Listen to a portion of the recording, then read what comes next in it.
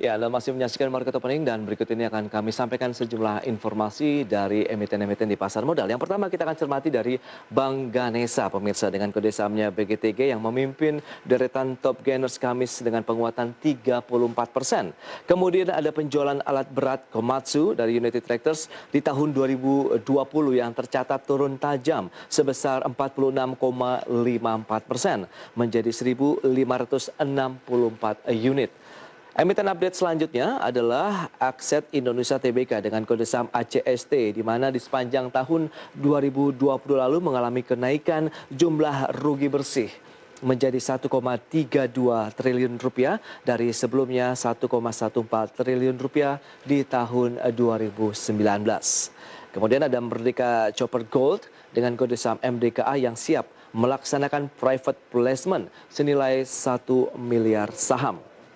Ya, kita akan cermati dari MDKA secara fundamental seperti yang bisa Anda saksikan di layar televisi Anda, di mana kinerja pada perdagangan Kamis kemarin mengalami penguatan 1,87% di level 2.740.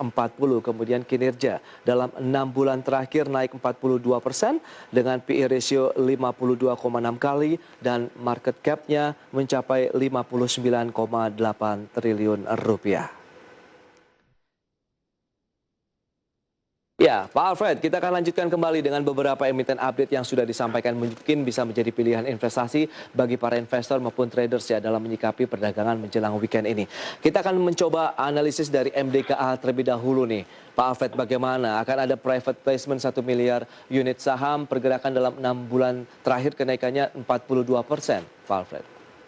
Ya, kalau kita lihat private placement artinya ini informasi yang cukup signifikan ya terhadap pembentukan harganya, karena nanti akan dilihat berapa harga private placement tersebut. Oke. Artinya pengaruhnya juga cukup kuat tadi terhadap pembentukan harganya untuk di short term.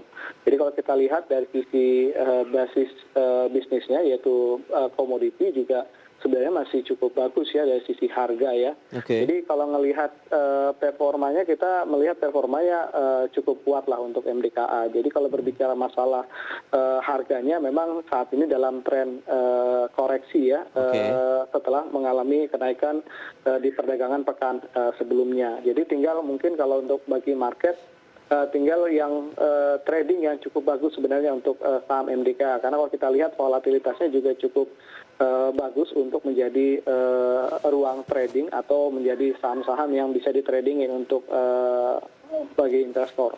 Baik, Anda rekomendasikan untuk bisa kita pilih-pilih MDKA, Pak Alfred? Ya, kalau MDKA kita masih melihat fundamental perusahaannya juga cukup bagus. Jadi untuk supportnya kita ngelihat ada level 2.470 sampai 2.500. Jadi kalau kemarin ditutup 2630, kemungkinan dengan koreksi market hari ini akan berada di level di 2.500-an. Jadi kita melihat bahwa level ini sudah mendekati level-level supportnya. Apalagi tadi kalau kita lihat bahwa kita masih meyakini bahwa tekanan H yang terjadi di hari ini lebih kepada sifatnya short term ya, sehingga untuk pekan depan peluang untuk IHSG bisa kembali recovery atau rebound juga cukup bagus, sehingga itu menjadi peluang juga bagi MDKA yang dikatakan tadi ruang volatilitasnya juga cukup bagus untuk beberapa waktu terakhir ini. Baik, itu di MDKA ya, masih ada potensi yang menarik untuk dicermati menjadi bagian dari portofolio investor begitu ya, Pak Alfred ya? Ya, khususnya para trader. Traders ya. Oke.